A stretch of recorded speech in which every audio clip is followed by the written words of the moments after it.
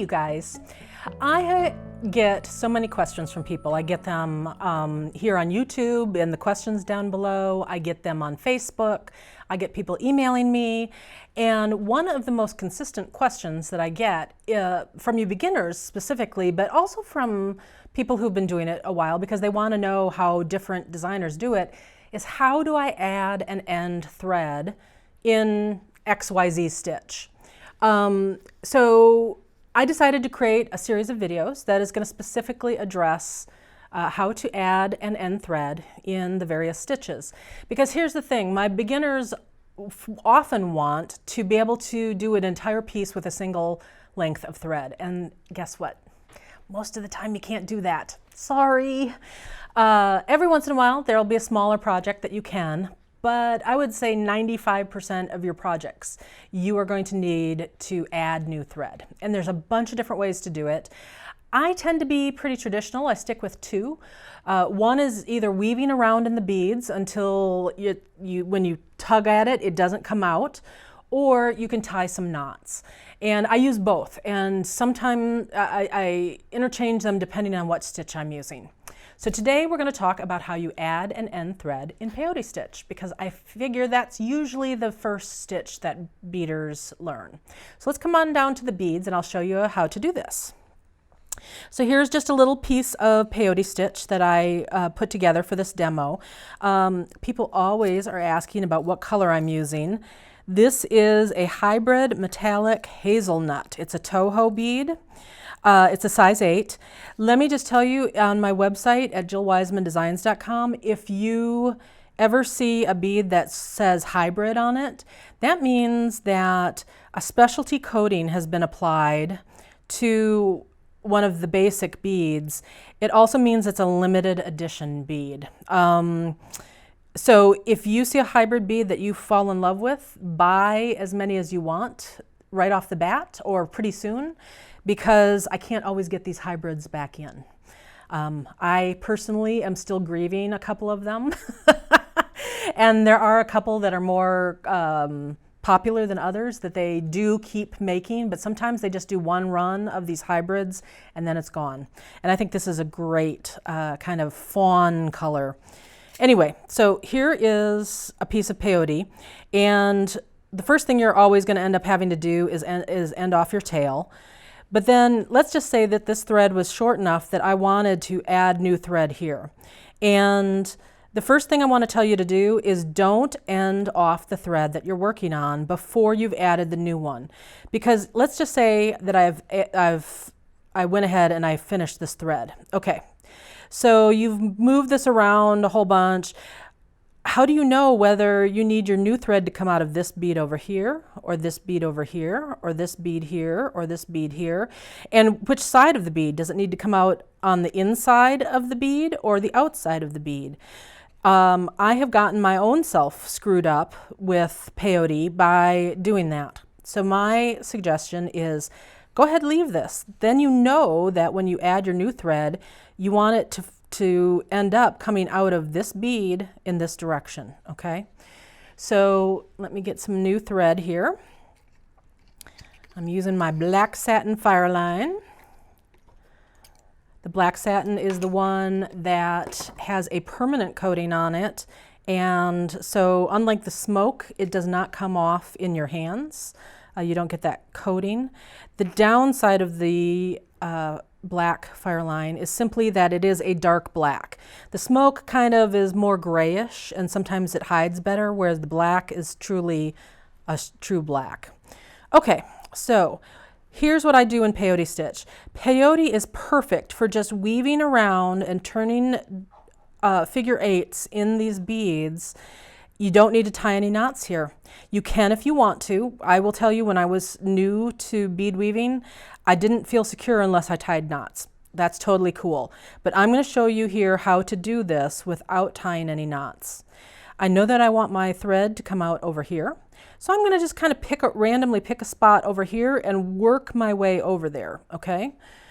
So all I'm going to do here is pass through a couple of beads, 2 or 3, doesn't matter.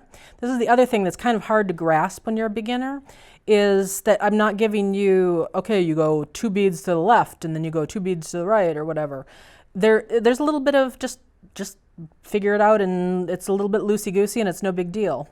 I'm leaving myself a little bit of a tail just to hold on to so I don't accidentally pull this thread out of the beads that I'm weaving through. Now, I'm also kind of tucking all these other threads out of the way, so all I see is this right now. So this thread is coming out right here, and I want to change directions, and that means completely going from, upward to downward. Well, the way to do that is you just pop over to the next bead, and your thread is going to sit right in that intersection, right in between those 2 beads.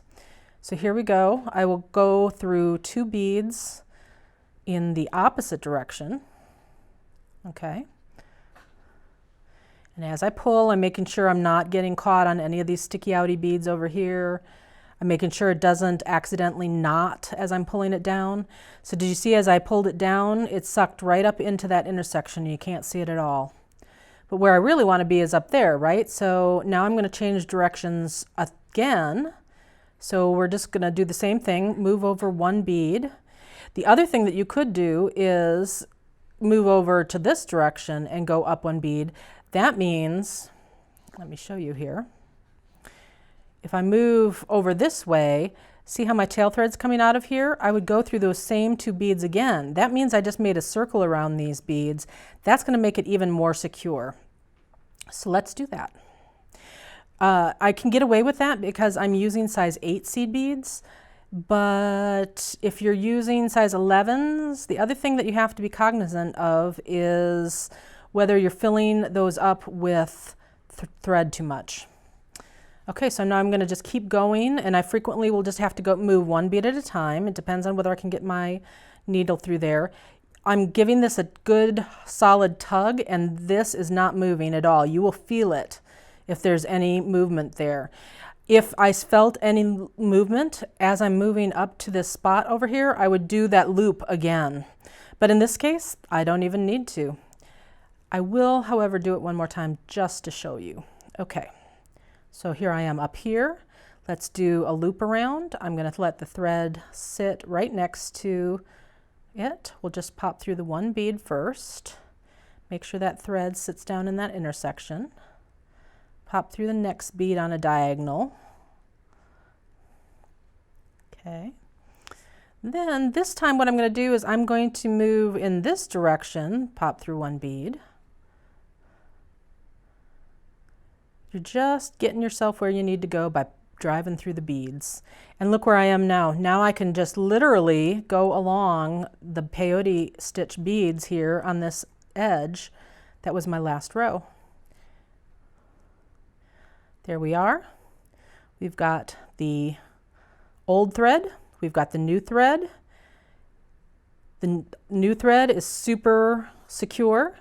We still have this little tiny tail right here. I like to trim this off right away because I don't want to forget that that this is okay. It's just that little tail that I used to hold on. I don't need to weave that back in. So I like to just cut that off right off the bat. Get rid of that. So now let's take the old thread. Now that we have this new thread where it needs to be, we'll take the old thread and weave it off. Same exact process. So I'm just passing along the outside edge here. The thread is just going to sit where there's already a thread bridge right there. Start moving in the opposite direction.